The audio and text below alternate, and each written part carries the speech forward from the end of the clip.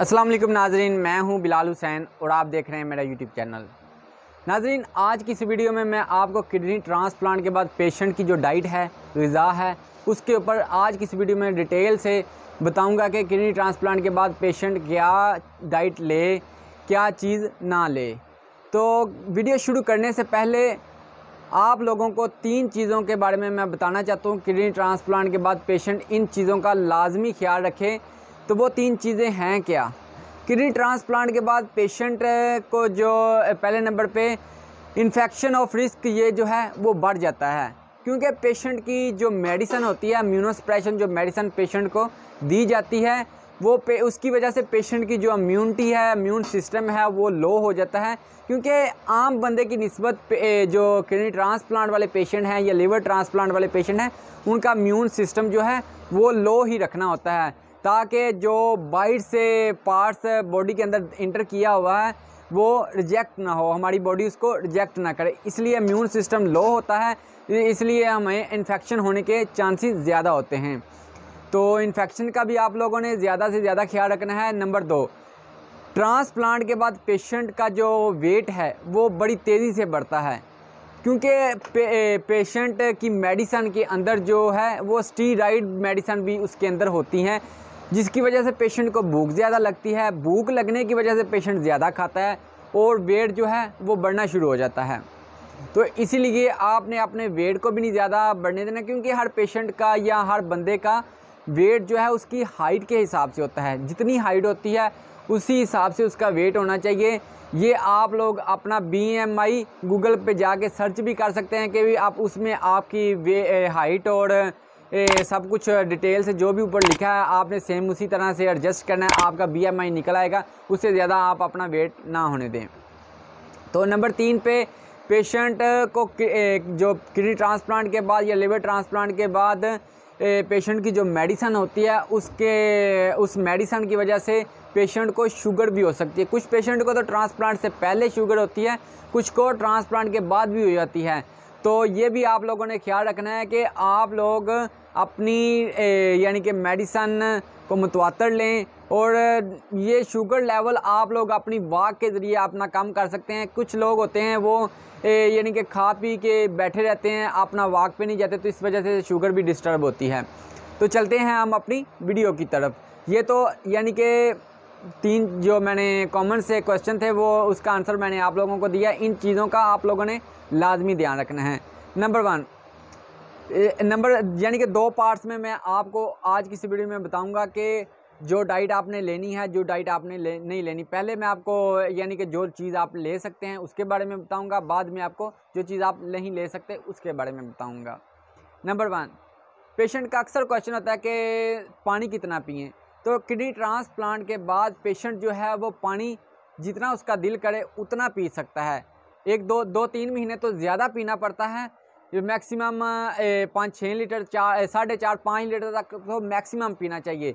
तो उसके बाद आप रूटीन बना लें कि 4.5-4 लीटर इतना तो लाजमी पिएँ। अगर गर्मियाँ हों तो आप 6 लीटर तक भी पी सकते हैं, 7 लीटर तक भी पी सकते हैं।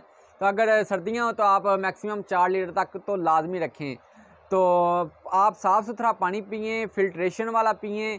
अगर फ़िल्टर प्लांट नहीं आपके पास है तो मिनरल वाटर वाला, तो आप पानी को बॉयल करके पी सकते हैं। तो नंबर 2, पेशेंट यानी कि फ़ैट कितनी ले सकता है, चिकनाई जिसे हम कहते हैं। फ़ैट पेशेंट की बॉडी में जो है किडनी ट्रांसप्लांट के बाद फ़ैट की वजह से कोलेस्ट्रॉल बढ़ने के चांसेस होते हैं। कोलेस्ट्रॉल बढ़ेगा तो पेशेंट को हार्ट अटैक के चांसेस बढ़ जाते हैं, क्योंकि आप कोशिश करें आप फ़ैट ना लें, क्योंकि फ़ैट की वजह से हमारी जो नालियाँ हैं ब्लड लेके आने जाने वाली, उसके अंदर कोलेस्ट्रॉल की मकदार ज़्यादा हो जाती है, चर्बी जमा होना शुरू हो जाती है, जिसकी वजह से हमारी वेन्स जो है बंद होना शुरू हो जाती है, जिसकी वजह से हमें हार्ट अटैक के भी चांसेस बढ़ जाते हैं। आप कोशिश करें अगर थोड़ी मकदार में ले लें अपने डॉक्टर से पूछ के, नहीं तो आप ना भी फ़ैट लें तो फिर भी यानी कि चलता है पेशेंट का। तो उसके बाद तीसरे नंबर पे आ जाता है जी, पेशेंट प्रोटीन कितनी ले सकता है, प्रोटीन और दालें कितनी ले सकता है।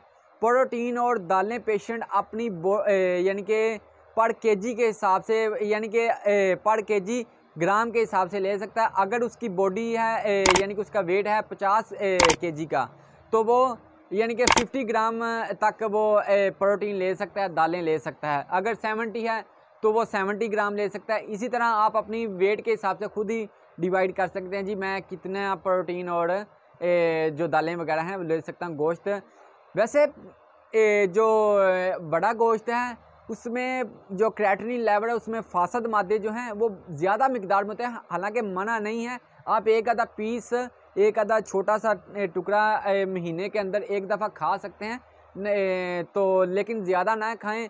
बकरे का गोश्त हो गया, यानी कि मटन हो गया या चिकन हो गया, इसके अंदर क्रिएटिनिन लेवल, फासद मादे जो वेस्ट प्रोडक्ट हैं वो कम होती हैं, इसलिए आप ये भी ये खा सकते हैं ज़्यादा मिकदार में भी, लेकिन अपनी बॉडी के वेट के हिसाब से पर ग्राम आप खा सकते हैं।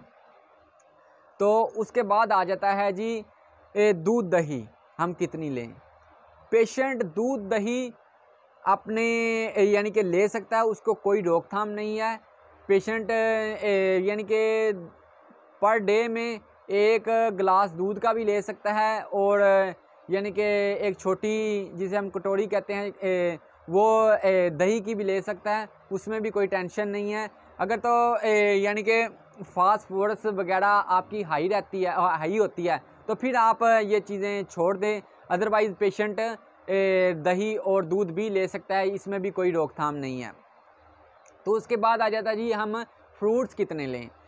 तो पेशेंट जो है फ्रूट्स जो चाहे वो फ्रूट्स भी ले सकता है। सेब हो गया, अंगूर हो गया, अमरूद हो गया, यानी कि तरबूज हो गया, ये चीज़ें फ्रूट्स में भी पेशेंट ले सकता है। लेकिन 2-3 फल ऐसे हैं, उसके बारे में मैं आपको यानी कि नेक्स्ट पार्ट में बताऊंगा, यानी कि आगे चल के, कि वो फल कौन से हैं जो आपके पेशेंट की बॉडी को डिस्टर्ब करते हैं। वो फल आपने कभी भी नहीं लेने, क्योंकि उसकी वजह से हमारा जो इम्यून सिस्टम है वो डिस्टर्ब होता है।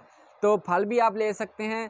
तो कोशिश करें कि, और 7वें नंबर पे भी हम कैसी ग़िज़ा खाएं। आप अच्छी और हाइजीनिक ग़िज़ा खाएं, अनकुक्ड ग़िज़ा कभी भी ना खाएं। यानी कि अच्छे तरीके से जो पकी हों वो सब्ज़ियां खाएं, वो दालें खाएं, वो ही गोश्त खाएं।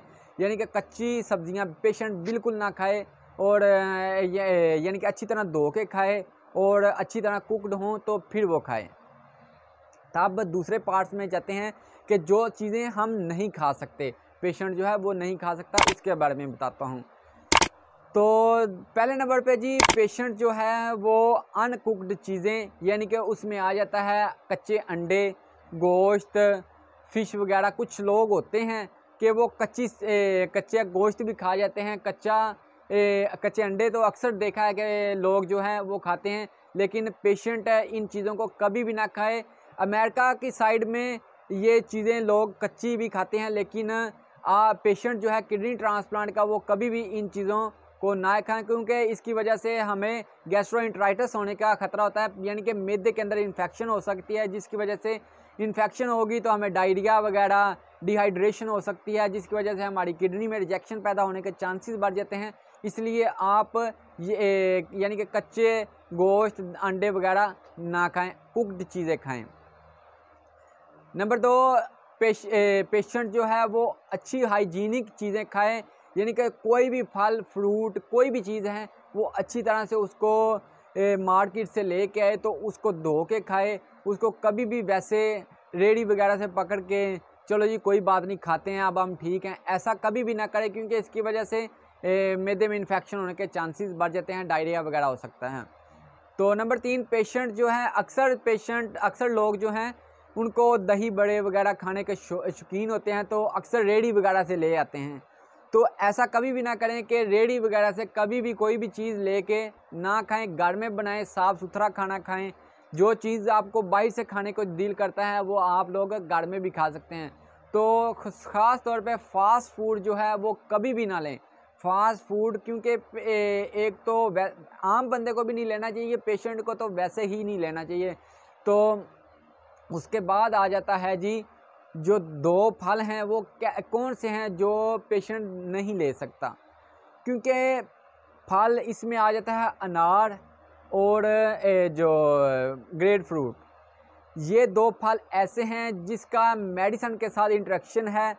ये मेडिसन क्योंकि इसकी वजह से जो पेशेंट मेडिसन खाता है, टेक्रोलीमास हो गई, सेलसेप्ट या प्रेडनिसोन, जो इम्यूनोसप्रेशन मेडिसन खाता है, तो ये अंगूर कह रहा हूँ, अनार और ग्रेप फ्रूट का इसके साथ इंटरवेंशन है, ये यानी कि दवाई के साथ इंटरेक्शन करता है, तो जिसकी वजह से टेक लेवल, जो बॉडी का लेवल है, इम्यून सिस्टम वो डिस्टर्ब होता है, जिसकी वजह से डिस्टर्ब होने की वजह से पेशेंट की किडनी में रिजेक्शन के चांसेस बढ़ जाते हैं।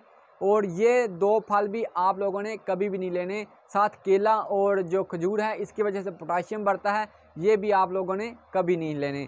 ये थी मेरी आज की वीडियो पेशेंट की डाइट के हवाले से किडनी ट्रांसप्लांट के बाद। अगर आप लोगों को पसंद आई हो तो मेरी हौसला अफजाई के लिए यार वीडियो को लाइक ज़रूर किया करें, और कमेंट सेक्शन में जो भी राय हो आप मुझे पूछा करें, मैं आपकी हेल्प करने की कोशिश करता हूं और करता रहूंगा। और साथ मेरे यार यूट्यूब चैनल को लाजमी सब्सक्राइब करें, क्योंकि मेरे सब्सक्राइबर भी थोड़े हैं, और वीडियो को एंड तक लाजमी देखा करें, और साथ बेल आइकन को भी प्रेस करें ताकि आपके पास मेरी वीडियो का नोटिफिकेशन पहुंचता रहे और आप मेरी वीडियो देखकर अपना जो भी मैं आपके लिए बनाता हूं आप उससे मुस्तफ़ीद हो सकें, और जो लोगों तक ज़्यादा पहुंचाएं, शेयर करें ताकि ज़्यादा पेशेंट की हेल्प हो सके। थैंक यू, अल्लाह हाफिज़, गुड बाय।